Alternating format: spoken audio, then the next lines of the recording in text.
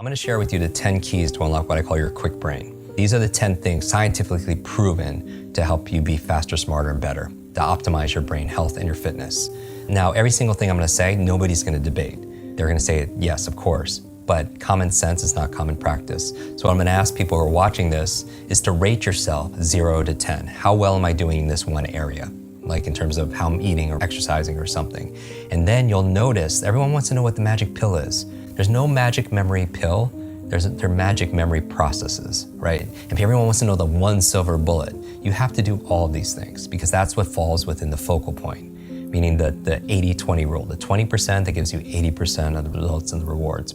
So really fast, the 10 keys for unlocking your Kwik brain. Number 1 is good brain food, all right? Good brain food, because you are what you eat. What you eat matters, especially to your gray matter. There's certain foods that are really good for your brain. So there's 10 of them that I recommend. They're really excellent. They're very neuroprotective and such. So let's go through my top 10 really fast in no particular order. I'll say number 1 is avocados. This is your fatty fruit, right? Your good fat, your monosaturated fat that helps keep healthy blood flow. Number 2, blueberries, delicious. I call them brain berries. You protect your Kwik brain from oxidative stress, reduces the effects of brain aging conditions. I would say number 3, I love broccoli. It's a great source of vitamin K, which is known to enhance cognitive function, improve brain power. It's also a remarkable source of fiber.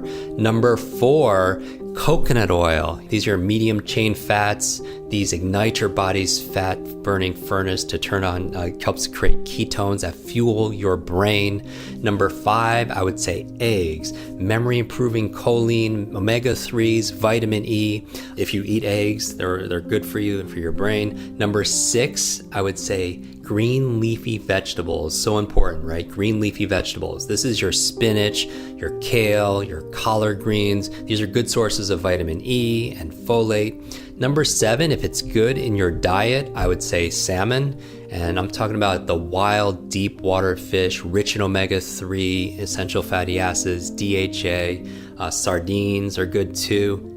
Number 8 is turmeric. Turmeric reduces inflammation, also helps boost antioxidant levels and keeps your immune system healthy while also improving your brain's oxygen intake, so keeping you alert and able to process information.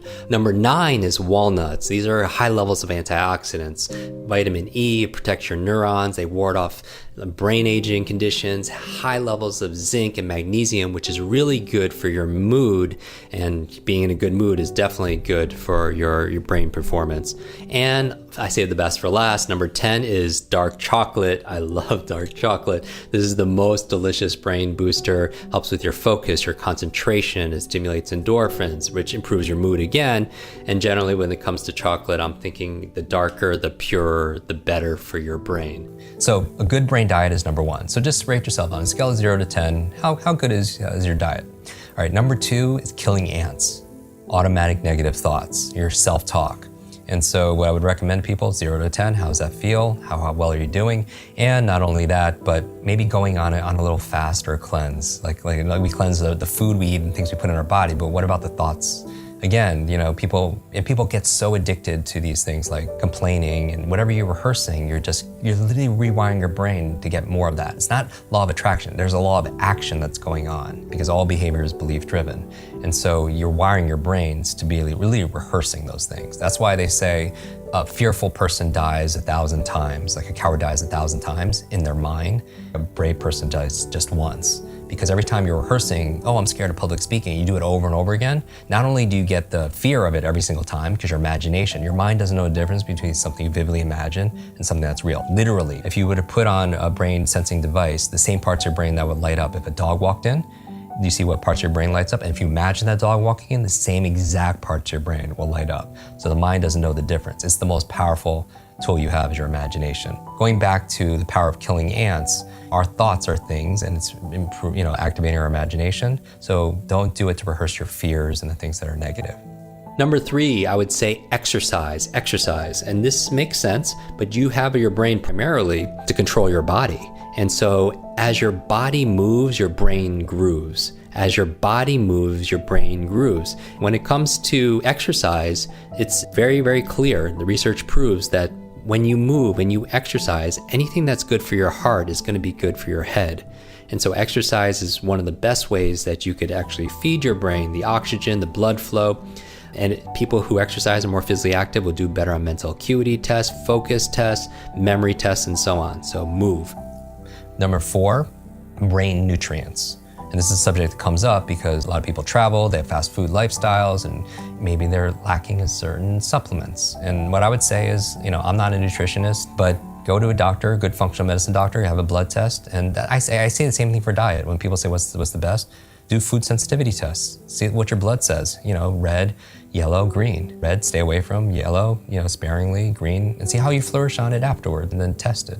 But same thing with nutrient profile. You can see what you're deficient at. Because if you're low on B vitamins, if you're low on DHA, then you're gonna have cognitive issues. 5th thing that you want to optimize your brain is positive peer group. We know who you spend time with is who you become. And it's not just a positive thinking, affirmation quote. Literally, you have mirror neurons, and your mirror neurons in your nervous system is when you could watch a sport or watch a movie and you could feel what they feel, or you have empathy. We're always imitating people. And so who you spend time with is who you become, because you're imitating their habits, their behaviors, their thought patterns, and everything. So that's why they say you're the average of the 5 people you spend the most time with. If you're around 9 broke people, you're gonna be the 10th, right? Like, you hear these things all the time. It's not just your biological networks or your neurological networks, analyze your social networks. Because whether or not you smoke has less to do with your neurological networks and more to do whether or not your friends' friends smoke. 6th thing for your brain, clean environment. We know a clean environment is good for your brain. At an anecdotal level, when you clean your desk or you clean your laptop off, you have clarity of thought, right? But I don't just mean that, I mean clean air, clean water, because there's a lot of pollutants that's not good for your cognition. So from there, we have number 7, sleep. This is a big one for so many people. Sleep is so important for your brain for 3 reasons. Number 1, it's where you consolidate short to long-term memory. Number 2, it's where you clean out the plaque that could lead to brain aging challenges.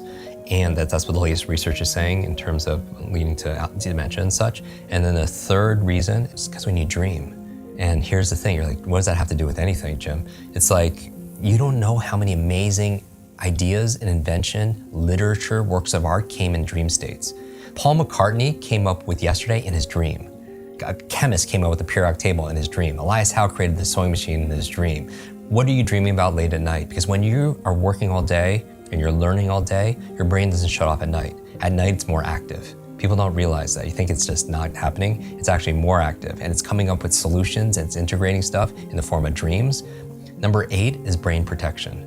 Meaning that I work with a lot of athletes, high-performer athletes. Concussions are a big deal. And I've had a number of TBIs, traumatic brain injuries. But not just that, I did a whole episode on electromagnetic fields. People don't realize that our smart devices, like our brains didn't really evolve to have all this electricity right by our brains. And I read recently that 90% of kids sleep with their phones underneath their pillows.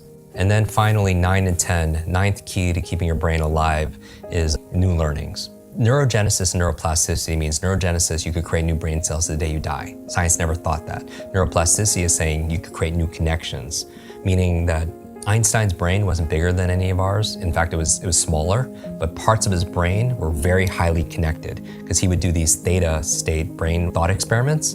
Every single time you have a new thought, you may create new connections. And so the way to improve neurogenesis, neuroplasticity, 2 things, novelty and nutrition. Just like when you're an athlete, your body, you give it novelty or stimulus, and then you feed it with nutrition. And so that's how you build your mental muscles too. Finally, number 10, stress management. People don't realize it because it's invisible, but it's like you don't realize how much stress you're under until you're on vacation or you're getting a massage. You don't realize because it's all there all the time. It's like the fish that they don't see the water because it's there all the time. So what are we doing to cope? Meditation, relaxation, massage, yoga, whatever it is that gets us stressed. So those are the 10 keys. Those are the 10 keys for unlocking your quick brain. And the thing is, when I go through that, notice you could do all that, but not sleep, you're not in good shape, right? Everyone wants to know the one thing. You could do all that, be deficient in B12, you could be in challenging. You could be with all that and be with energy vampires, and it's gonna suck the mental energy out of you, or wonder why you're just mental fog, brain fog, and you're losing it. Every single thing is important. And so my goal is genius leaves clues, that it's not a mystery. We just have to do it. Just like going back to this, that, first you create your habits and then your habits create you.